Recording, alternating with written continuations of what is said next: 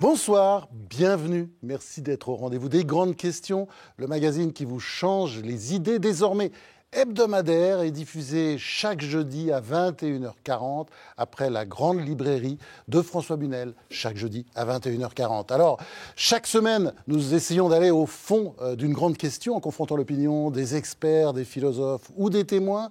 Cette semaine, nous avons choisi de parler d'amour. D'amour avec vous, Ramayad, qui allait être notre grand témoin, bonsoir. Oui, bonsoir. Et vous publiez Carnet de pouvoir, 2006-2013. Je vous défends de prendre des notes, quand même, parce que j'ai vu ce que c'est, là, aux éditions du moment. Avec vous, deux philosophes, deux grands philosophes.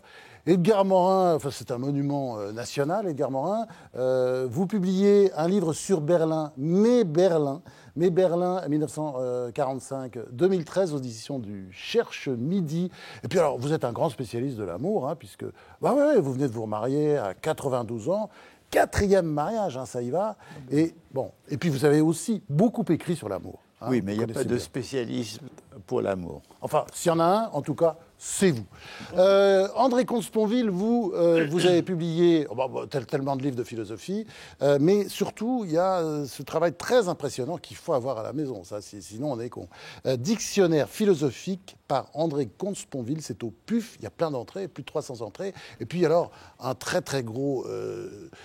très grosse entrée sur l'amour, je me suis laissé dire, d'ailleurs, c'était la plus importante, elle fait 6 pages et demie, ce qui est considérable. Après le débat que nous aurons tous ensemble, nous rejoindrons deux experts.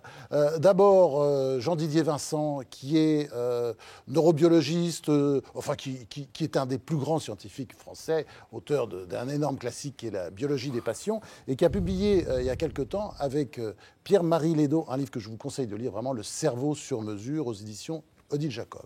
Et puis ensuite, il y aura un ethnopsychiatre, Toby Nathan, qui nous parlera lui aussi d'amour, l'amour qu'il a étudié à travers son dernier livre, Le filtre d'amour. Et puis la nouveauté de cette saison, vous la connaissez déjà, notre Homo numericus 2020 va tweeter tout au long de cette émission ses remarques philosophiques ou pas. Mais alors maintenant, on va entrer tout de suite dans le vif du sujet et en chanson, bien sûr, avec notre philosophe maison, Alexandre Gamelin. On regarde.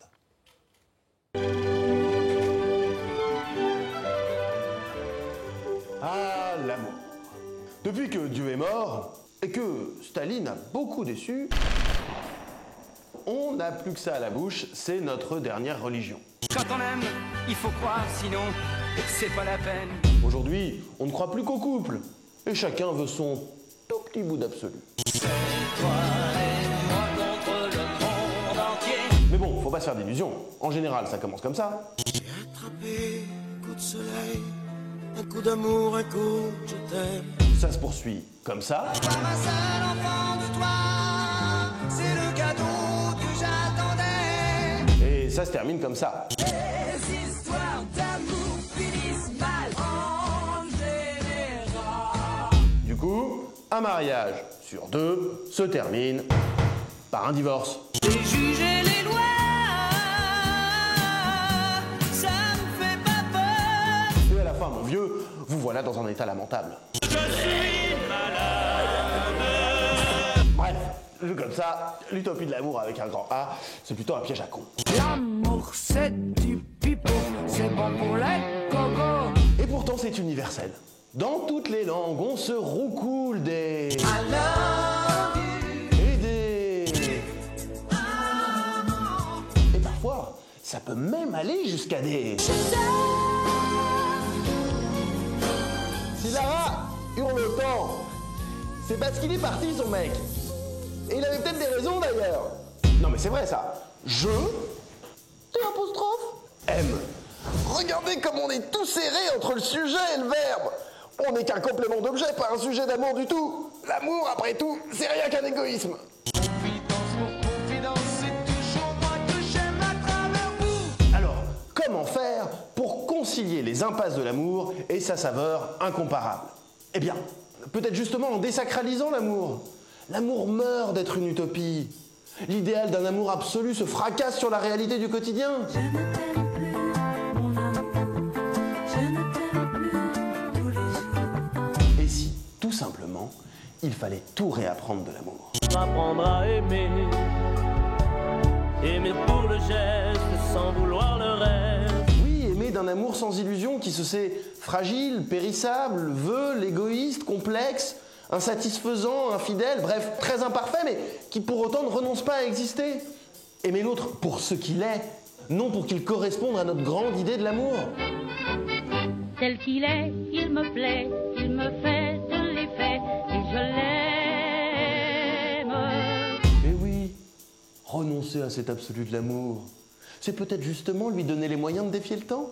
Et à la fin, peut-être, d'en triompher. Je t'aimais, je t'aime et je t'aimerai. Sacré Alexandre Gamelin. Une belle leçon de philosophie, on va essayer de rester à la hauteur. Ramayad, vous publiez donc Carnet de pouvoir, qui nous raconte une histoire d'amour. Mais les histoires d'amour, comme dit Catherine Ringer, en général, ça finit mal.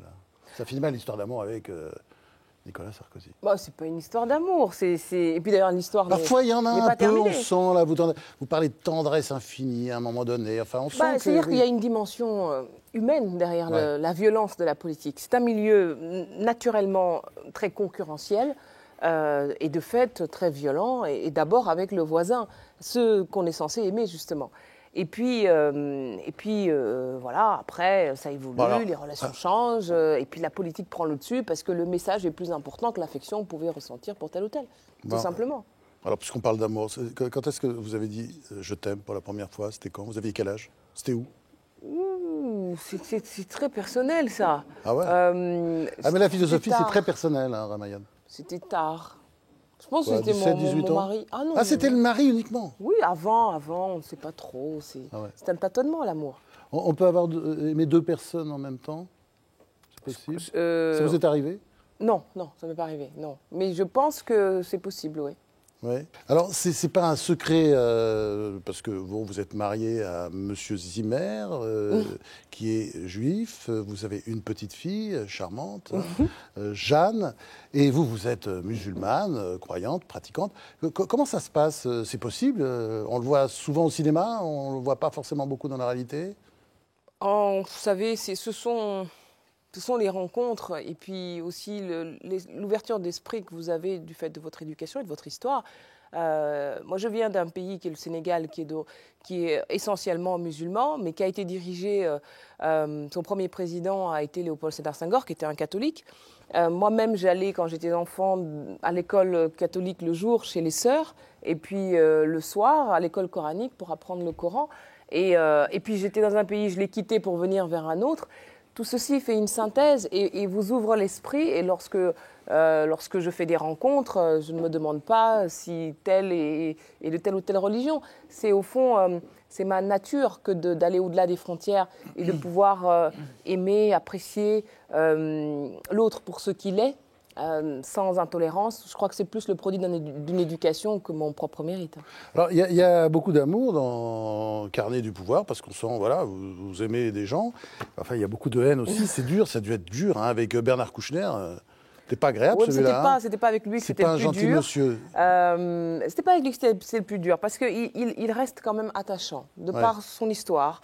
Le French Doctor, tout ce mythe que connaissent beaucoup les Français, ça reste quand même, même si le rapport politique au quotidien est difficile, est lié au fait que lui, le French Doctor, était prié de se rallier à la réelle politique, et tandis qu'il y avait une petite secrétaire d'État à côté que personne ne connaissait qui prétendait reprendre le flambeau. Donc nécessairement, ça peut provoquer des tensions. Ouais. Et puis il y a Monsieur Courroy, là, le juge d'instruction, très ami Nicolas Sarkozy, là, qui vous cherche des poux pendant des mois et des mois. C'est horrible ce que vous racontez. Oui, bah ça c'est la violence politique et quand la justice... C'est de la haine, c'est de la haine, oui, on passe carrément à la haine, mais enfin, il y a toujours un peu d'amour parfois dans la haine. C'est quelqu'un que je ne connais pas, que je n'ai jamais rencontré, mais...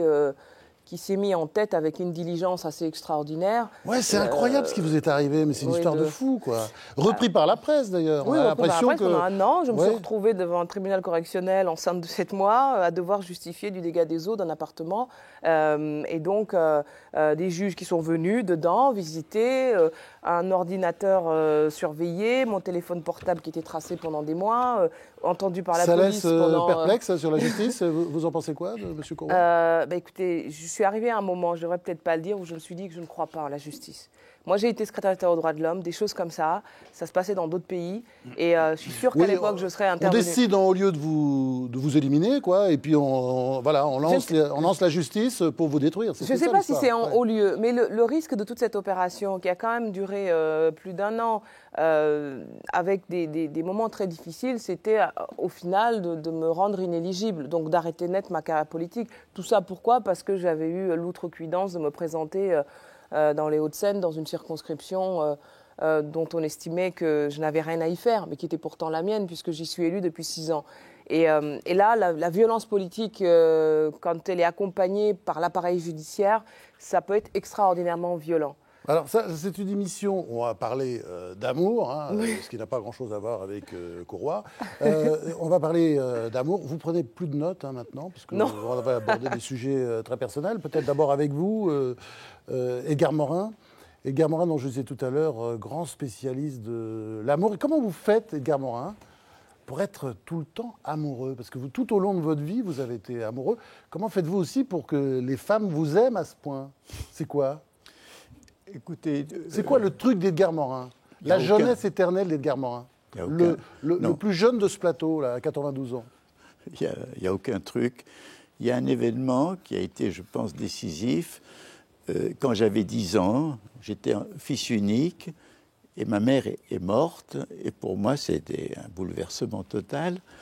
Mais de ce bouleversement, de ce malheur initial, j'ai eu un besoin d'amour, de communion, qui m'a poursuivi toute ma vie. Et je dois dire que c'est... Un besoin qui a toujours été satisfait, parce que les femmes vous aiment, vous avez un truc quand même. Ben non, parce que c'est parce que, donc, il y a eu ce malheur initial que j'ai eu des bonheurs d'amour dans ma vie. Mais des bonheurs, vous savez, on n'a pas un bonheur continuel dans la vie, on a des moments, des périodes merveilleuses.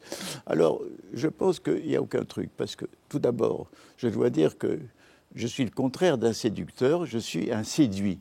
Alors, quand je suis séduit, effectivement, je veux plaire, mais il y a d'abord le premier élément, c'est que je subis la séduction et que tout commence à partir de ça.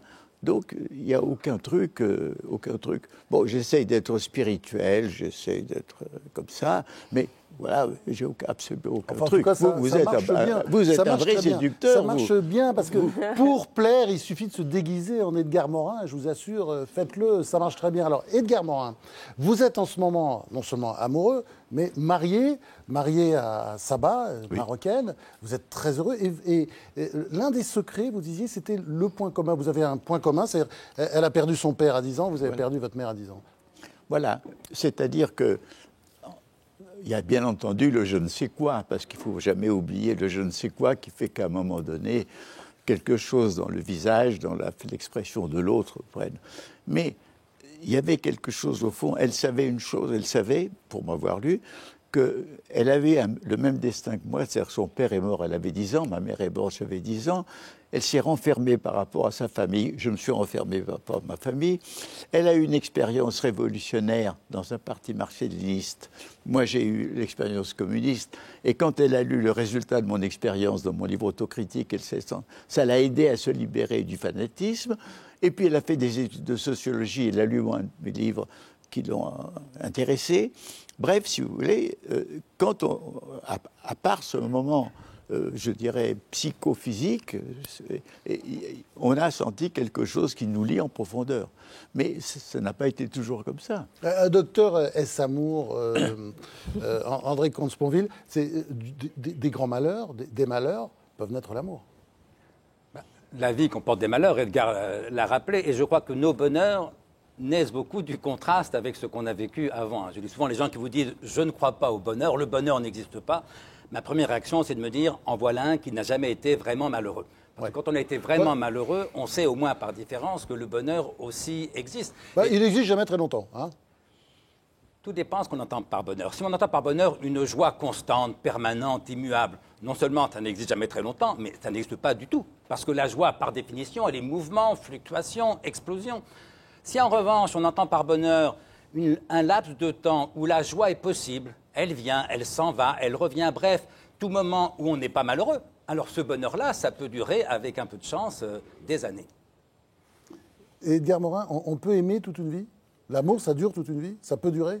Enfin, Edgar Morin est difficile à suivre parce qu'il a 92, il va sur ses 110, 115 ans. C'est compliqué quand même. Hein. J'ai le tempérament amoureux. Alors, j'ai le tempérament amoureux, je peux être fasciné par un visage, par quelque chose, mais là aussi, il y a des fascinations du moment et qu'ils s'évanouissent. Mais je crois que j'ai un besoin infini d'amour. Je crois que c'est ça. Et c'est ce besoin d'amour qui fait que, effectivement, j'ai pu faire des rencontres qui m'ont épanoui pendant un temps. Oui, moi, je pense qu'on peut aimer toute la vie, mais pas toute la vie de la même façon. Vous savez que ce mot d'amour, en français, il a tellement de sens différents que plus personne ne s'y retrouve. Les Grecs avaient deux mots différents pour désigner deux types d'amour différents. Il y avait Eros, la passion amoureuse, c'est-à-dire le manque, disait Platon. Platon écrit dans le Banquet, ce qu'on n'a pas, ce qu'on n'est pas, ce dont on manque. Voilà les objets du désir et de l'amour. On a été coupé en deux, dit-il, et il faut qu'on se retrouve, qu'on se reforme. Oui, ça, c'est le mythe d'Aristophane, mais ce n'est pas ça le cœur de la pensée de Platon. Le cœur de la pensée de Platon, c'est qu'on tombe amoureux de la personne que l'on n'a pas, qui nous manque, on ne supporte pas de vivre sans elle. Et donc, avec un peu de chance, on la séduit, puisqu'on est séduit, dirait Edgar, on s'installe ensemble. Mais dès lors qu'on vit ensemble, forcément, l'autre ne vous manque plus. Et donc, on n'est plus amoureux au sens où on l'était. Ça ne veut pas dire qu'on ne l'aime plus. Ça veut dire que c'est un autre amour qui commence, que les Grecs appelaient non plus Eros, mais Philia, que l'on traduit un peu platement par amitié. C'est pas ça l'essentiel. Eros, c'est le manque. Philia, c'est la joie. On peut aimer celui ou celle que l'on n'a pas. I need you, chantaient les Beatles. Tu me manques, je te veux. Et puis, on peut jouir et se réjouir de la personne dont on partage la vie. Cet amour-là, c'est un couple heureux. Et ça peut durer toute la vie. Encore faut-il accepter que la folle passion des débuts, forcément, ne dure qu'un temps. Parce que beaucoup de couples se séparent, parce qu'au bout de quelques mois, quelques années, ils constatent qu'ils ne sont plus amoureux comme au premier jour. Mais bien sûr, et je dirais, on ne va pas passer notre vie... Parce que la passion est dangereuse. Non, parce que la passion ne peut durer que dans le malheur. Il faut dépasser l'amour-passion. Le bonheur, presque inévitablement, met fin à la passion, mais pour un autre amour, ou pour le même, mais qui continue autrement, passer du manque à la joie, c'est pas moins d'amour, c'est plus d'amour. Voilà, il y a deux façons de dire je t'aime. Tu me manques, je te veux, ou bien je suis joyeux que tu existes. C'est pas du tout la même chose, mais on peut passer de l'un à l'autre. C'est pas moins d'amour, c'est plus d'amour. Alors, qu'est-ce que vous préférez, vous, Ramayad, dans les deux types d'amour? C'est extraordinaire, ce qu'on vient d'entendre, parce que la philosophie nous aide à comprendre l'amour. On va voir que la science aussi nous aidera. L'idée de manque, j'aime bien, qui marque le fait qu'on n'est pas tout à fait complet ni tout à fait fini sans l'autre. Donc, la première version. Moi, je crois que la passion est un état de possession, effectivement. Il faut en sortir. Et enfin, dans le Zoos, même, où il y a des phénomènes de possession dans des sociétés, on est possédé par quelqu'un. Mais moi, je crois qu'il y a quelque chose qui peut durer, c'est l'intensité. Pour moi, l'amour, disons, les beaux, les grands moments, c'est l'intensité dans la sérénité. Dans le fond, c'est ça. Mais ça, c'est quelque chose, disons, qui ne peut pas, je suis d'accord avec Spontorville, qui ne peut pas durer, qui n'est pas continu. Mais je pense que alors, ce qui peut se passer après, je veux dire, c'est pas le fait que quelque chose s'éteint. Bon, il peut y avoir du désir qui s'affaiblit, mais à mon avis, c'est un peu mon expérience une ou deux fois, c'est la dérive. Parce qu'au début, on est comme ça, on est ensemble. Et puis, avec les années qui passent, parce que quand même, mes mariages ont duré entre 15 et 25 ans. Ouais. Là, au bout d'un certain temps, il se passe ceci. On n'évolue pas de la même façon. Et c'est là où arrivent, si vous voulez, les raisons de la séparation. Mais je crois que, par exemple, Edwige, qui est morte, qui était ma femme précédente, c'est la mort qui nous a séparés. Mais je pense même que la maladie qu'elle avait enracinait en moi mon amour pour elle. Parce qu'elle avait un cancer, elle se battait, vous étiez avec elle. Voilà. Et que je la protégeais, j'étais devenu en même temps son protecteur, son père. Voilà. Alors, on va continuer ce débat en se demandant si l'amour ne durait pas que 3 ans. Et on va le faire avec le grand biologiste, membre de l'Académie des sciences, Jean-Didier Vincent, qui va nous rejoindre pendant que Alexandre Gamelin va nous faire part des réflexions sur la question à sa manière. On regarde. Et si l'amour n'était qu'une question de chimie? Et si, depuis des siècles, on avait mis beaucoup de mots et de grands sentiments sur une réalité biologique qui ne nécessitait pas tant de longs discours? Regardez cette scène. Rien de romantique là-dedans, juste des phéromones qui titillent des hormones dans le but de perpétrer l'espèce. D'après les biologistes de l'attachement, tous ces grands sonnets, toutes ces maladies d'amour ne sont que des résidus de Cro-Magnon en nous. Pour eux, l'amour qui dure toujours, ça n'existe pas. L'amour-passion dure de 1 à 3 ans, juste le temps pour les hommes préhistoriques de faire un enfant et de le protéger à 2 jusqu'à ce qu'il apprenne à marcher et à cueillir des fruits par lui-même. Au-delà de ça, l'amour est mort. Qu'est-ce qui te prend? Il me prend que j'ai plus rien à me mettre. Comment? Et ta peau d'ours? Pas étonnant dès lors que la fin du mariage de raison et l'invention du mariage d'amour ait débouché sur une explosion des divorces. La nature reprend ses droits. Pourtant, tout ceci n'épuise pas les mystères et la magie de l'amour pour 2 raisons. D'abord, parce que si les mécanismes de l'amour sont biologiquement compréhensibles, ils ne sont pas pour autant contrôlables. On peut comprendre scientifiquement le sentiment amoureux, non le déclencher. Quelque chose nous échappe. Et puis, le destin biologique de l'amour n'est pas une tragédie. Certains parviennent à s'aimer pour de vrai et pour la vie. Réinventer l'amour au-delà de ses déterminants biologiques, c'est précisément cela qui fait de l'amour une aventure que la science n'épuisera jamais.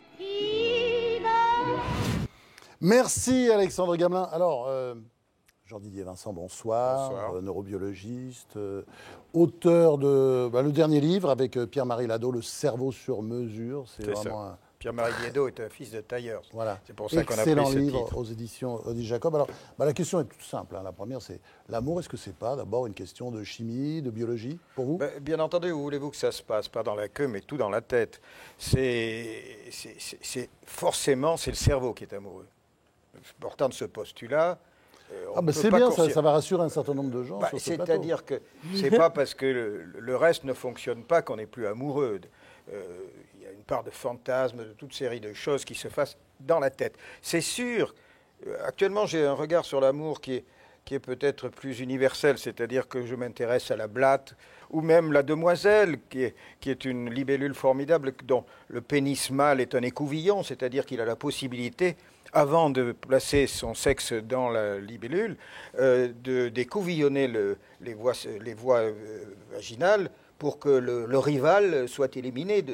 Donc il y a ce mouvement universel qui est de la compétition spermatique entre ces petits spermatozoïdes et ce gros ovule, ce gros ovocyte, pour en faire un embryon, et ça se bataille tout le temps. L'amour, c'est d'abord un conflit, le conflit entre le mâle et la femelle. Ou d'abord entre les mâles aussi. Mais ça, c'est des sous-conflits. C'est des sous-conflits, les alliés qui se battent entre eux. Mais c'est un conflit universel.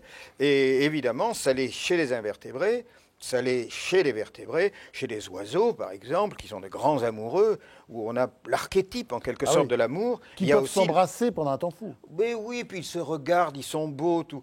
Moi, depuis que j'étudie l'évolution de façon plus radicale, je pense que, bien sûr, Darwin est un génie, mais l'évolution par sélection naturelle, c'est un fourre-tout. Il a inventé, mais il n'y a pas cru, l'évolution fondée sur le sexe. Il avait raison. Simplement, il ne s'est pas donné des outils pour expliquer pourquoi une faisane tombait amoureuse d'un faisan à grande queue qui est condamné a priori au tir du chasseur. Donc, c'est des signes qui ne sont pas a priori des signes positifs, et malgré tout, ça marche. Alors, ça ne marche pas très bien, la sélection sexuelle. La génétique, c'est une foutaise. Est-ce que quand vous faites l'amour, vous placez votre génome comme votre patrimoine? Ça, c'est un truc d'anglo-saxon. La théorie de Dawkins... Oui, vous pouvez être un peu plus clair là-dessus. La théorie de Dawkins qui dit que c'est le gène égoïste qui dit que la préoccupation de tout mâle, c'est de parler son patrimoine. Vous voyez, déjà un mot de notaire. On le voit chez les insectes et chez beaucoup d'animaux. Mais on le voit chez tout. Mais qu'est-ce que vous croyez qu'ils savent quand ils font l'amour, qu'ils sont en train de placer leur patrimoine? Est-ce qu'ils sont là comme quand ils sont à la bourse? Bien sûr que non. C'est pas vrai. le moteur génétique n'est pas un moteur génétique. Quand je fais l'amour, quand vous faites l'amour, enfin vous-même qui êtes un grand amoureux aussi, parce qu'il faudra parler de vous peut-être. Non, faites très attention. Ramayad, vous savez, prend des notes, on a découvert ça, et elle note tout. C'est horrible. Est-ce que vous avez l'impression, quand vous faites l'amour avec la femme que vous aimez, que vous êtes en train de placer votre génome? Bien sûr que non. On ne pense qu'au plaisir, qui est l'acolyte du désir. Et toute l'évolution des espèces est fondée là-dessus. Ça part de la blatte, ça même... Alors, les mécanismes de l'amour, professeur Vincent, il y a des endroits dans le cerveau qui nous guident. Il y a des centres du sexe qui sont couplés, mais c'est ça qui est important, qui sont couplés aux voies du désir et aux voies de l'aversion, c'est-à-dire que le désir est toujours couplé avec son contraire dans ce qu'on appelle les processus opposants. Et tout ça, ça va monter là-haut, dans ce cortex préfrontal, où ça devient très important chez l'homme. Qu'est-ce qui se passe très important, cet endroit? Oui, vous avez 500 grammes de cortex préfrontal, vous avez d'ailleurs un beau cortex, une surface. On voit derrière le sentimental, on voit les sentiments grouillés là-dedans. Vous ne pourriez pas prendre une autre tête de Turc Ramayad a aussi un très beau, un front merveilleux, bien dégagé sur les sourcils. Mais derrière vous avez ce cortex préfrontal. 500 grammes, même certains en ont plus. Edgar Morin en a beaucoup. Edgar a un très beau cortex préfrontal. Et ce cortex préfrontal... Et si on l'enlève, qu'est-ce qui se passe? Il y a des choses. Vous me tendez un wagon là pour y circuler. Il y a justement un employé des chemins de fer des États-Unis qui s'appelait Phineas Cage, qui était un contremaître, tout ce qu'il y a de plus consciencieux, qui a, quand il creusait la ligne qui allait de Boston à je ne sais plus quel pays du Grand Ouest, il a reçu une barre à mine à travers le cortex préfrontal, justement, ce front. Donc plus de cortex préfrontal. On l'a su, même on a reconstitué les lésions qu'il entendait, et puis il est tombé dans le coma. On s'attendait, parce qu'on était au début de la doctrine des localisations dans le cerveau, qu'en détruisant à peu près, disons, un bon quart du cortex cérébral, le type allait devenir idiot, aphasique ou n'importe quoi. Et on s'est rendu compte que quand il s'est réveillé, il était frais comme un gardon, après une petite phase de récupération. Simplement, ce n'était plus le même, il n'était plus Phineas Cage.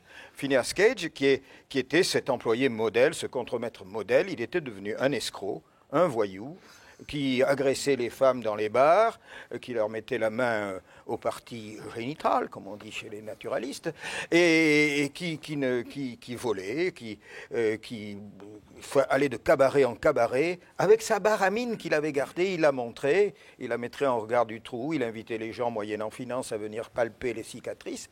C'était un voyou. Il est mort dans l'alcoolisme, etc. Mais on a récupéré quand même son crâne. Le cerveau, je crois qu'on l'a perdu, c'est toujours le drame. À l'époque, on perdait beaucoup les cerveaux. Mais on s'est rendu compte qu'il avait des lésions importantes et on en a déduit les fonctions de ce cortex, qui est encore le cortex de la mémoire de travail, de la mémoire affective. C'est le cortex qui dit c'est bon, c'est mauvais quand il reçoit des inférences. C'est le cortex qui dit c'est interdit. Autrement dit, c'est permis. C'est pas les valeurs. Si, c'est tout ce qui est valeur. Tout ce qui est valeur et tout ce qui est le regard avec l'autre. Il y a beaucoup de gens qui n'ont plus de cortex préfrontal dans la politique, par exemple. Mais dans la politique, il y a des exemples très récents. Moi, je raconte l'histoire souvent parce que ça m'avait frappé. L'ambassadeur à Washington, qui a été, vous avez dû connaître, c'était Leavitt. Vous l'avez connu dans le cabinet de Sarkozy. C'est un homme admirable et très gentil. Sa femme est sympathique. Mais il se plaignait à moi un jour que j'étais reçu, car je suis reçu à l'ambassade. Il me disait, vous savez, professeur... On ne va plus vous recevoir. Vous savez, professeur, vous êtes très bien, vous êtes très honorable, mais avec les pénipotentiaires, enfin avec les visiteurs qui viennent en mission, on a souvent beaucoup de mal. Ainsi, récemment, il faut leur fournir de la chair fraîche. J'ai reçu un sénateur, je ne dirai pas le nom, bien qu'il me l'ait dit, et il a mis immédiatement les mains aux fesses de ma femme, et il a poursuivi dans les toilettes. Bon, ma femme est ambassadrice, elle est habituée, mais ça s'est mal passé. Ça s'est mal placé à San Francisco. où il Et a agressé. c'est pas dans les carnets du pouvoir de Ramayad, Non, cette histoire. non, Non, mais il a agressé physiquement dans les toilettes la consul de Grande-Bretagne. Bah, il y a des présidentiables qui ont fait des choses Alors, comme ça. les consuls, alors là, Il n'avait attaquer, plus de cortex. violer moi j'ai dit simplement à l'ambassadeur, oh vous savez, moi je ne m'inquiéterai pas à votre place, vous allez voir, il va rentrer, il a sûrement un méningiome, c'est souvent une tumeur type de méningiome, tumeur bénigne, de la région susoptique, qui est la vraie région où il y a ces inhibitions qui partent de là. Et effectivement, il m'a dit l'année suivante, quand j'ai été réinvité à l'ambassade, et il m'a dit, vous savez, vous aviez raison, professeur, il a été opéré, et il a même repris ses fonctions, il est très très bien. Et vous pensez que c'était le problème de Dominique Strauss-Kahn, ça? Vous l'avez Non, je sais pas, analysé. question. Hein. J'ai écrit non, mais j'ai fait une chronique dans un journal pour expliquer qu'on ferait bien de lui faire une RMN avant de lui faire un procès, c'est-à-dire une imagerie. Mais on ne peut pas faire des RMN partout. Quoique, dans les États-Unis, maintenant, pour les pervers sexuels, il y a des RMN ambulatoires qui vont dans la cour des pénitenciers. Simplement, qu'est-ce qu'on peut dire? C'est pas moi, c'est mon cerveau. Hein, alors, les avocats moi, je ne changerai pas mon contexte préfrontal, car je suis un homme fondamentalement vertueux, avec celui de Dominique Strauss-Kahn. Alors, moi, j'aimerais avoir les réactions maintenant, d'abord d'une grande amoureuse vertueuse, Ramayad, et puis aussi des philosophes devant ce discours quand même... un peu réductionniste. Oui, exactement. Tout ça est extrêmement médical. Ça ne m'empêche pas d'avoir une belle âme et d'être amoureux avec mes neurones quand même, mes neurones. Alors, mais mon cœur aussi. André Comte-Sponville, le problème avec ce genre de discours, moi je suis convaincu que c'est le cerveau qui pense, c'est le cerveau qui aime, c'est le cerveau qui désire. Mais comme c'est vrai chez le violeur, comme chez l'amant le plus délicat, une fois qu'on a dit ça, on n'a pas dit grand-chose. C'est-à-dire que ça ne permet pas de normer, d'énoncer des jugements de valeur sur les différentes formes d'amour. Même remarque sur le rapport entre l'amour et la sexualité. Je suis convaincu que les deux sont liés, que la sexualité est première. Il n'en reste pas moins qu'on peut désirer sexuellement quelqu'un dont on n'est pas amoureux, voire quelqu'un qu'on n'aime pas beaucoup, voire pas du tout, et qu'on peut d'ailleurs aimer passionnément quelqu'un qu'on ne désire pas spécialement. C'est-à-dire que c'est plus compliqué que ça. Donc c'est vrai que ça se joue en un sens dans le cerveau, mais c'est un cerveau humain, c'est un cerveau qui pense, c'est un cerveau qui parle, et c'est là où on a besoin pour s'y retrouver, mais je pense que Jean Didier en serait d'accord, d'autre chose que de la biologie. Mais ce que je veux dire, moi, simplement, c'est que tout cet édifice, cette suprastructure que nous permettons grâce à ce grand cortex qui occupe ce qu'on appelle la pensée, et ce qu'on appelle surtout l'autre, c'est tout le cerveau de l'humain. L'homme a par structure, alors par construction de son cerveau, un besoin irrépressible de l'autre. Et l'amour vient faire son nid dans ce besoin de l'autre. Mais un type comme Sartre, qui est un grand philosophe, avouait quand même à plusieurs reprises que toute sa vie, il n'avait pensé qu'à ça. Mais quand on s'appelle Sartre, quand on parle de ça à Sartre, qui ne pense qu'à ça, il pense en philosophe. Et je suis sûr que quand notre ami fait l'amour, il le fait en philosophe, et moi, quelquefois, en bête sauvage, mais quand même, ou en biologiste, ce qui revient au même. Alors, Edgar Morin, c'est intéressant votre position, parce que vous êtes un homme de philosophie, un grand philosophe, et en même temps, vous êtes passionné par les sciences, la biologie, etc. Oui. Alors, quand vous entendez Jean-Didier Vincent, vous frémissez ? Écoutez, vous savez, si on regarde biologiquement notre tête, si on regarde, c'est le cerveau. Mais si on regarde du point de vue psychologique, c'est l'esprit.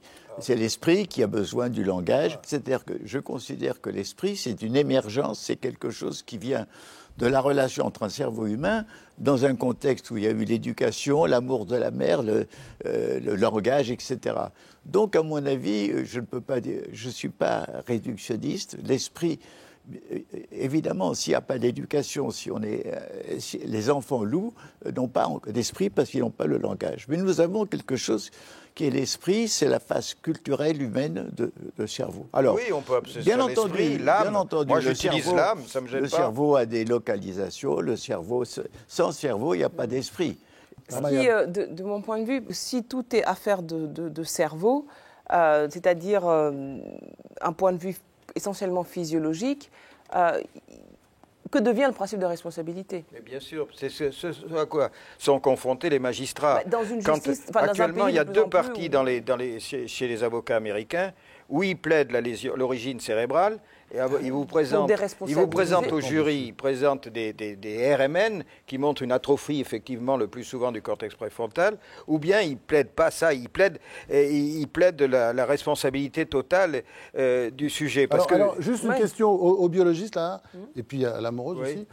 L'amour, ça peut durer plus de 3 ans. Bien entendu, cette histoire d'amour des 3 ans, il y a Lucie Vassat qui l'a beaucoup exploité, puis on a fait un film là-dessus. Il y a un très bon roman de Frédéric Becbédé. Et puis moi je concluais mon intervention en disant un seul remède pour que ça dure plus de 3 ans, baiser, baiser, baiser. Ça veut dire qu'il y a un produit dont on n'a pas parlé jusqu'à présent, qui est l'hormone qui est responsable de l'attachement, c'est-à-dire l'attachement qui dure bien au-delà de la passion, de la rencontre, et qui va lier un amant à une amante ou à ses enfants, etc. C'est l'ocytocine. On n'a pas parlé de l'ocytocine. Et l'ocytocine est libérée au cours de l'orgasme chez la femme, mais au cours de tous les systèmes qui sont capables d'imagination, etc., etc. Il n'y a pas besoin d'avoir un orgasme pour devenir amoureux. L'amour, ça dure plus de 3 ans. Mais l'amour, à ce moment-là, dure plus de 3 ans. Puis autre chose, je voudrais en terminer là-dessus, parce que ça se passe aussi dans le cerveau. Il y a ce qu'on appelle la fidélité. Bon, ça, c'est encore un autre concept. C'est pas un autre problème parce que ça se passe là aussi. Les oiseaux sont à 95% monogames, mais il y a 95% de cocus. C'est-à-dire que il y a ce qu'on appelle... c'est comme chez nous, quoi. Oui, c'est extra pair copulation. C'est un beau mot. J'ai une extra pair copulation. Mais ils font quand même par construction. Et une construction qui ne peut être que mentale. Donc il faut bien admettre qu'ils réfléchissent quelque part.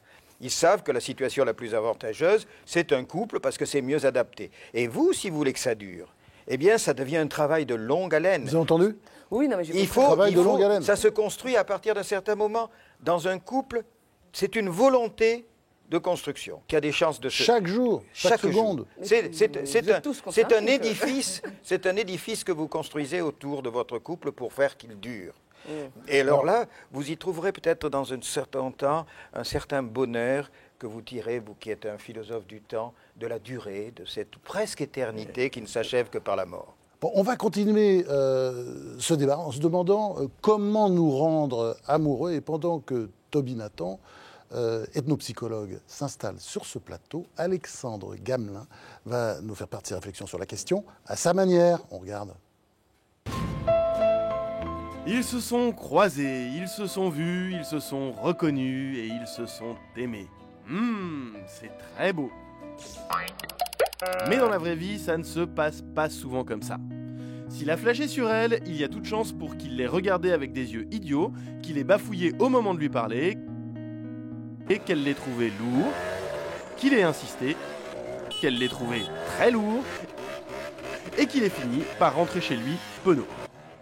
D'après les nouveaux coachs et autres experts de la séduction, l'amour n'est pas une histoire de magie de la rencontre, c'est avant tout une affaire de technique. Mythifier l'amour, c'est se condamner à échouer. Pour séduire l'autre, il faut au contraire avoir une approche plus pragmatique. T'es pas mal comme fille finalement. C'est pas canon, mais c'est pas mal. Appliquer des techniques, filtres d'amour, hypnose, techniques d'approche, chacun a sa méthode infaillible pour obtenir l'amour de l'autre. Pour faire simple, je recherche une femme trop bonne, tant qu'à faire.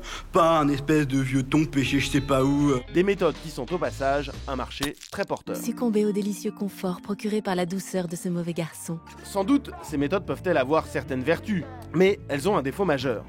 Soit elles échouent et elles ne servent à rien, soit elles fonctionnent et alors c'est presque pire. En réduisant l'autre à un objet de conquête, à une cible qu'on peut atteindre en appliquant une méthode universellement applicable, on le réduit à peu de choses. La technique a marché, la personne conquise est donc bien comme les autres, il n'y a plus aucune raison de l'aimer. Les techniques pour obtenir l'amour, il n'y a pas pire tue l'amour.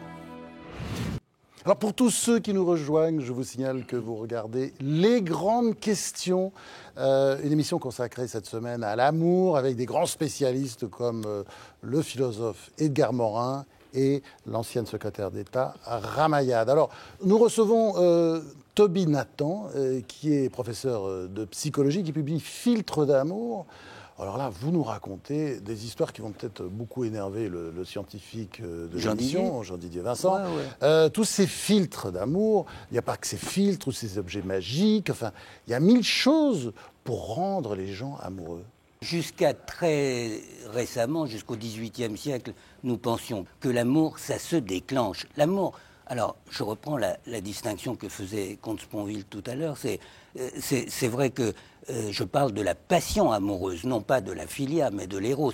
La passion amoureuse, ça se déclenche. On pense partout qu'elle se déclenche. Et pour qu'elle se déclenche, eh bien, il y a des objets, des façons de faire, des nourritures, des substances, des choses qu'on boit, etc. Alors, vous nous expliquez, vous, comment vous faites, vous, alors, par exemple? Dans toutes les vous invitez une jeune fille à déjeuner, qu'est-ce que vous allez lui faire à manger, par exemple? Non, moi, je ne fais pas ça.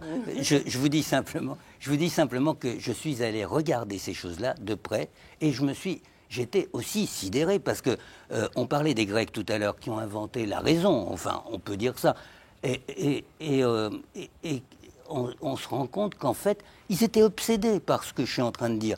Il y avait des objets dans la Grèce antique qu'on appelait agogés, les objets agogés, c'est-à-dire c'est des ostracas, on les a retrouvés par centaines, des ostracas, c'est-à-dire des tessons de poterie sur lesquels on fabriquait des amulettes qu'on mettait sur le passage de la jeune fille, et puis la jeune fille, après, elle venait à vous, soumise à vos désirs. Et les Grecs racontent ça.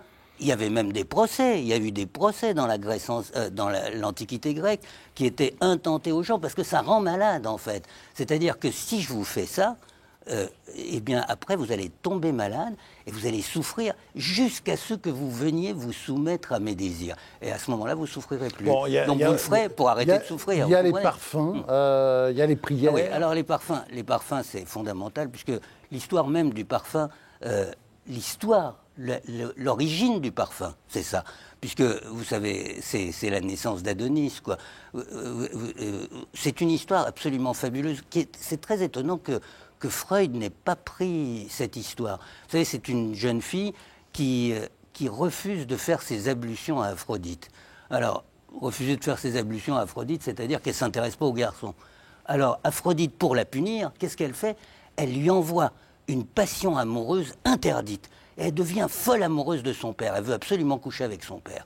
Et elle dit, je veux coucher avec mon père, je veux coucher avec mon père. Et elle se confie à sa servante. Et sa servante lui dit, écoute, je vais t'arranger le coup. Et elle va voir le père, et elle dit au père, écoute, j'ai une jeune fille qui voudrait coucher avec toi, mais elle veut pas se faire connaître. Il faudrait qu'elle arrive la nuit, qu'elle se glisse dans ton lit, que tu la vois pas. Et il dit, ok. Et il la fait venir. Et pendant 9 nuits, nuit après nuit, il couche avec elle. Et il est fou amoureux d'elle, au point qu'à un moment donné, il allume une torche pour voir qui c'est cette jeune fille, et il se rend compte que c'est sa fille. Alors il la poursuit après, et il la poursuit pendant 9 mois. Et d'elle va naître, eh ben, elle va se transformer en arbre. Vous savez pourquoi? Parce que elle est tellement impure qu'on ne peut ni la tuer, elle ne peut ni se suicider, ni être mise à mort. Et donc, elle n'a qu'une solution, c'est la métamorphose. Elle va se transformer en arbre, l'arbre à myrrhe. Et la myrrhe est précisément la substance à partir de laquelle, d'ailleurs qu'on utilise au Sénégal, au Mali, encore aujourd'hui, hein, qu'on utilise dans tous nos parfums. Vous avez essayé parce que... La myrrhe, mais vous en avez sur vous. Des conseils. Mais vous en avez sur vous. Votre aftershave, il contient de la myrrhe. Vous croyez que c'est pourquoi? C'est pour ça. Bah, évidemment. Et donc, de cet arbre à myrrhe, il va s'ouvrir et il va sortir un être qui a une telle puissance qu'il va séduire la première personne qu'il aperçoit. Bon, alors, ces filtres d'amour, il y a les boissons aussi. Hein, bien sûr, il y a des boissons. Bah, c'est quoi, en dehors de la myrrhe, qu'est-ce qu'on met dedans? Il y a plein de choses. Allez. Bah, c'est tous les deux, ce sont des dieux sémitiques. Adonis, Adonai veut dire la même chose dans les langues sémitiques, ça veut dire Seigneur. Oui, ils n'ont pas le même destin. Adonai, bon, alors, on discute. On peut discuter de ça. Là, je pense que si vous avez lu le Cantique des Cantiques, vous verrez il le connaît par cœur. Il le connaît par cœur. Et les filtres d'amour ont une histoire. C'est-à-dire que ça perdure aujourd'hui encore. Bien sûr. Alors, les filtres d'amour sont efficaces. Et la liaison avec les phéromones, ça se fait... Non, je pense que pour les phéromones, c'est compliqué. Vous, Ramayad, vous pensez qu'il y a une... Oui, vous croyez un peu à ça? Non, je ne crois pas du tout à ça. Alors, non, parce que... l'industrie pharmaceutique chez y elle, croit. chez elle, Il y a plein de gens qui utilise croisent. au Sénégal. Enfin, chez elle, c'est en France. Hein. Oui, d'accord, mais je veux dire. Ouais, mais c'est un Africain, Toby, c'est Chez pour ça. chez ses parents, chez ses grands-parents, je sais pas. On utilise plutôt. Enfin, c'est un voisin, disons. On fait ça dans le Thieboudième. Sur des... On fait ça dans on le les teste Thieboudième, sur des bien sûr. rats. on apprend des Donc trucs. ça veut dire que si ça marche sur les rats, c'est quand même pas une question de mythologie. Si. Bon. André Comte-Sponville. Je soupçonne que ce qu'on fait sur les rats, c'est quelque chose qui déclenche le désir, qui l'exalte. Mais justement, la différence entre le désir sexuel et l'amour, c'est que le désir, au fond, il est indéterminé, ou quasiment indéterminé quant à son objet. L'amour, il est singulier.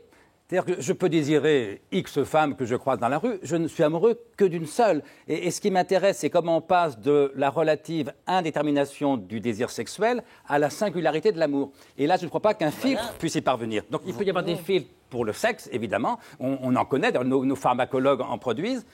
Il ne peut pas exister de filtre pour l'amour parce que justement cette singularité-là, c'est ce qu'évoquait Edgar, elle relève d'une émergence, elle relève de la culture, de l'aventure individuelle. Et un filtre impersonnel, passe-partout, ne peut pas déclencher un amour singulier. Voilà un homme raisonnable. Voilà un homme raisonnable. Parce qu'un filtre d'amour doit contenir le nom de la personne à qui il est destiné. C'est-à-dire, c'est une façon d'être raisonnable. Spécifié. Raisonnable. Oui, mais alors attendez, là, qu'est-ce qu'on met dans ce filtre? C'est quoi ce filtre-là? Soyons concrets, soyons concrets. Je dis, C'est l'ocytocine qui est le filtre, il est sécrété par Soyons l'intérieur. concrets, qu'est-ce que vous mettez dedans? C'est pas juste ce que dit Jean Didier, parce que je suis d'accord avec Comte-Sponville, parce que franchement, il s'agit... Lorsqu'on utilise des substances comme ça, on fait des parfums maintenant, on met des phéromones, de l'ocytocine, des choses comme ça dans les parfums. Mais vous vous rendez compte, vous aurez tous le même parfum. Vous imaginez un wagon de métro avec tout le monde des phéromones, tout c'est pour ça on est comme ça dans le métro. Ça va aller où? C'est ridicule. C'est ridicule. C'est pas de ça qu'il s'agit. Il s'agit de faire un objet où je dis, moi, un tel, je veux qu'une telle viennent et se soumettent à mon désir. C'est cette chose-là. Et cette chose-là, c'est une façon, en fait, de rentrer dans un univers. C'est un autre univers. Maintenant, pourquoi on fait ça? On fait ça. Pourquoi est-ce que c'est raisonnable de faire des choses comme ça? Pourquoi on fait ça? Parce qu'on sait que la passion amoureuse, c'est la seule émotion qui peut vous faire changer, qui peut vous métamorphoser. C'est-à-dire, Rama racontait ça à la perfection tout à l'heure. À ce moment-là, il n'y a plus de différence de culture, il n'y a plus de différence d'âge, il n'y a plus de différence... Ça y est, on s'ouvre, on devient... Toutes les raideurs s'assouplissent grâce à ça. Alors d'abord, la parole à Edgar Morin qui a beaucoup voyagé. Oui. Qu'est-ce qu'il pense de ça là? Vous avez utilisé ça un peu dans votre vie? Non, j'ai jamais utilisé le filtre, mais ça peut avoir un effet placebo aussi. Et le filtre, disons, peut avoir un effet déclencheur, je ne sais pas, parce que de toute façon, il y a des coups de foudre, des choses comme ça qui se passent comme si on recevait un filtre de passion. Ça, je ne sais pas. Mais pour moi, ce qui est important, c'est que le test de l'amour, bien entendu, c'est pas la relation physique joue, mais c'est quand l'autre est une source de poésie pour soi. Moi, quand on essaie de savoir si on peut continuer à être en couple, etc., quand l'autre continue à vous inspirer, la poésie est une source de poésie, l'amour continue. Mais quand l'autre n'est plus source de poésie, je pense qu'il faut envisager une séparation, qu'il faut envisager une distance, etc. C'est ça le fondement pour moi. Oui, moi je crois qu'il y a de grandes confusions dans tout ce qu'on dit et dans ce que dit Tobin notamment. Il y a l'amour-passion. Alors, ça n'a rien à voir avec l'amour qui va s'installer dans une certaine durée, aussi brève soit-elle. Et dans les filtres, par exemple, je te donne une légende contre une autre, le grand problème de Tristan et Iseux, une fois qu'ils ont consommé le filtre, qui va les rendre amoureux, c'est de gérer cette passion dont, au fond d'eux-mêmes, ils n'ont rien à faire et pour lequel la solution qui va s'imposer, c'est d'abord la non-consommation, mais une épée dans le lit pour qu'ils soient éloignés l'un de l'autre. Ensuite, on s'accuse, on se fait prendre, on va gaillardement vers la mort, qui est la seule solution de cet amour-passion. Moi, c'est la faiblesse de ne pas considérer que c'est un véritable amour, c'est autre chose, c'est un phénomène qui naît de la rencontre de deux destins qui sont programmés pour se rencontrer. Parce que pour toi, elle, parce que c'était elle, parce que c'était lui. L'amour, c'est autre chose, c'est le couple, c'est l'attachement. Et ça, c'est quelque chose qui se crée, qui se construit et qui peut durer. Je trouve que c'est symptomatique que Nathan écrive un livre aujourd'hui sur les filtres d'amour. Ça pourrait sembler un peu suranné, un peu dépassé et quasiment moyenâgeux, mais c'est symptomatique d'une époque où le plus grand, le mal du siècle, au fond, c'est la solitude. Et on voit bien le succès de ce type de filtre. Certains pourraient se moquer ou penser que c'est de l'escroquerie. C'est extrêmement répandu. Mais c'est extrêmement répandu chez des gens très intelligents, qui ne sont pas du tout idiots ou désespérés, mais qui combattent la solitude. Et le filtre d'amour, on le voit à la sortie des métros, on le voit les marabouts, les sorciers, toutes sortes de gens qui tournent autour de ce type de pratique et qui vont vous expliquer que avec ça, la solitude, c'est terminé. Mal du siècle est terminé. Et au fond, il y a une vraie réflexion à avoir autour de ça, parce que derrière, c'est toute la question de la dépendance, c'est toute la question du vieillissement de la société, c'est tout ça qui est en jeu. Et c'est pour ça que je trouve ce type d'ouvrage profondément moderne en ce sens, et paradoxal d'ailleurs. Alors, Ramayad, je veux savoir comment il a réussi son coup, là, votre mari, Joseph Zimmer. Qu'est-ce qui vous rend amoureuse? Je n'ai pas trouvé la réponse dans le carnet du pouvoir. Qu'est-ce qui vous rend amoureuse? C'est bien carnet du pouvoir. Ce n'est pas les filtres amoureux, j'ai compris. Les filtres d'amour, ça vous intéresse pas? Non, mais on ne va pas parler de moi, on n'est pas là pour parler de moi. Mais simplement, je pense que des gens comme nous, engagés dans des milieux où il n'y a pas d'amour, au fond, ont besoin... Et il y a du sexe, par contre. Je ne suis pas au courant. Si vous avez des noms, allez-y. Oh bah écoutez, le Sénat, par exemple, c'est un des plus beaux bordels de la place de Paris. Je ne suis pas responsable. Ça n'engage que moi. Hein. Vos propos n'engagent que vous, effectivement. Avec toutes les spécialités, d'ailleurs. Hein. C'est vrai? Bon, ben, vous nous raconterez ça. Mais je pense que... Il y a un équilibre absolument fondamental à avoir entre la violence politique sur la scène publique et puis en même temps, dans la sphère privée, la nécessité d'être dans un environnement plus sécurisé, plus amoureux, plus familial, enfin, etc. Et je pense que de cet équilibre-là dépendent beaucoup de choses, la destinée des hommes et des femmes qu'on voit en politique. Sinon, on est profondément malheureux parce que c'est un monde qui est évidemment sans amour, alors qu'au fond, notre rôle, c'est d'en apporter aussi. C'est-à-dire qu'en tant que politique, c'est de remettre de la générosité dans les cœurs, là où tout ça sèche, y compris dans les périodes de crise comme celle que nous vivons. Ah, c'est un beau discours pour une campagne présidentielle. C'est bien, ça change de ce qu'on entend d'habitude. Très bien, Ramayad. Voilà, vous avez pu le dire dans une émission sur l'amour. Alors, question à la fin, pour terminer cette émission, chacun d'entre vous, si vous pouviez répondre. Quand vous faites, ou si vous aviez à faire une déclaration d'amour, qu'est-ce que vous diriez? On va commencer par vous, Edgar Morin, le spécialiste de la déclaration d'amour, j'en suis sûr. Vous auriez dû en faire un paquet. Écoutez, ça dépend les conditions, ça ne peut pas être standardisé. Par exemple, ma déclaration d'amour, la dernière que j'ai faite, puisque j'avais fait une rencontre au festival de musique sacrée de Fès, et que on s'était vu rapidement et que j'ai un coup de foudre envoyé... pour Sabat, ça a commencé par c'était un coup de foudre au départ. Hein? Il y a eu un coup de foudre au départ.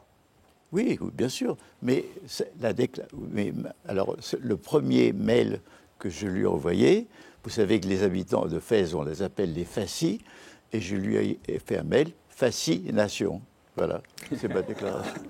Pas mal, quel talent! Ah ben je comprends, voilà, c'est ça. Alors, Edgar Morin, il y a d'abord un livre, Mai Berlin, 1945-2013, c'est aux éditions du Cherche-Midi, si vous allez à Berlin. Enfin, il y a un livre que j'ai adoré, je veux le rappeler, Edgar Morin, Mon Paris, ma mémoire, c'est aux éditions Fayard. Jean-Didier Vincent, qu'est-ce que vous diriez pour une déclaration d'amour? Qu'est-ce que vous feriez? Bon, d'abord, il faut Est-ce que vous auriez le talent d'Edgar Morin? Une déclaration préliminaire, c'est que je suis assez souvent amoureux, c'est mon état naturel. Et j'ai l'habitude de comparer vous saviez, ces vieilles casseroles dont on fait la cuisine avec plaisir, mais qui adhèrent un peu. C'est-à-dire que je prends comme les vieilles poêles. Et après, je m'attache. Mais c'est vrai que je peux tomber... Quel romantique! Je suis un romantique.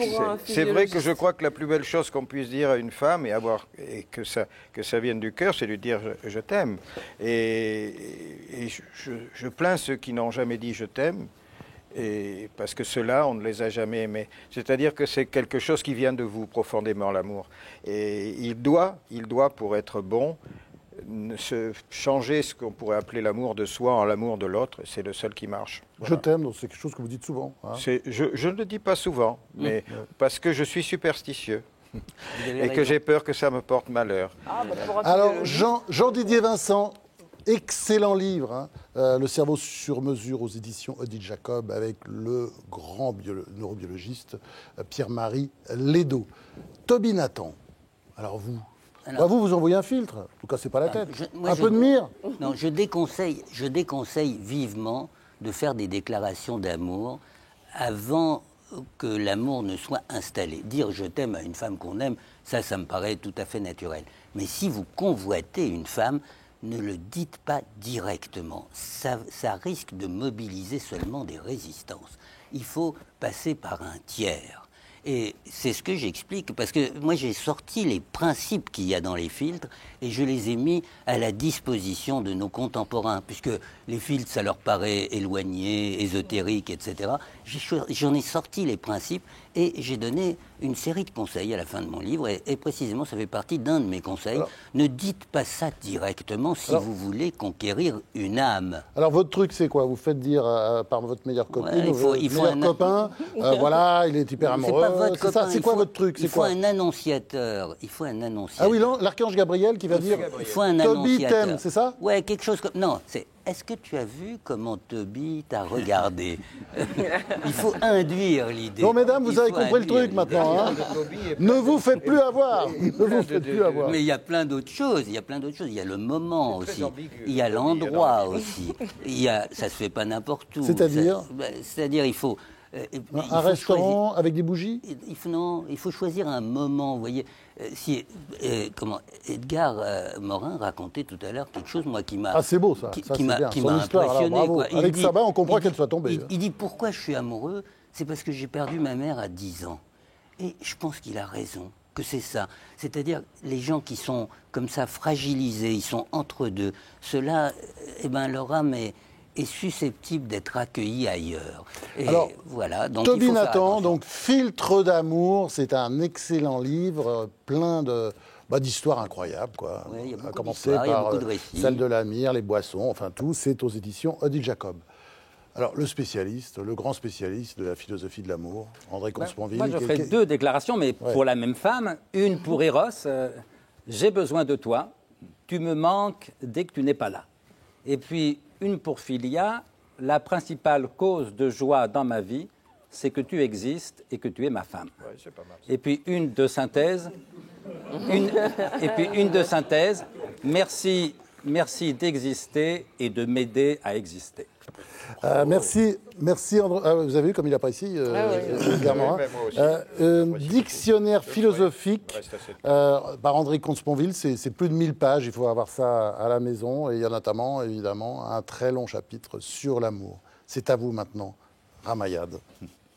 Mais moi, je ne suis pas aussi... on a compris, vous n'avez fait qu'une seule déclaration dans votre vie. Non, mais... C'était à Joseph Zimmer, vous pouvez la répéter? Non, c'est absolument pas. Je suis pas du tout... Je suis un peu pudique, je ne peux pas dire des choses comme ça, mais j'ai dédicacé mon livre à JZ, mais il y a aussi la petite. JZ, il y a J qui arrive, oui. Voilà. Joseph Zimmer, votre mari. Oui, parce que c'est la prolongation de tout ce qui vient de se dire, un enfant. Voilà. Et Jeanne? C'est aussi une JZ. Alors, il y a beaucoup de choses dans Carnet du pouvoir aux éditions du Moment. C'est un peu terrifiant parce que vous êtes comme les journalistes, au fond, vous prenez des notes tout le temps. C'est très très drôle d'ailleurs ce livre parce que c'est un festival de vacherie.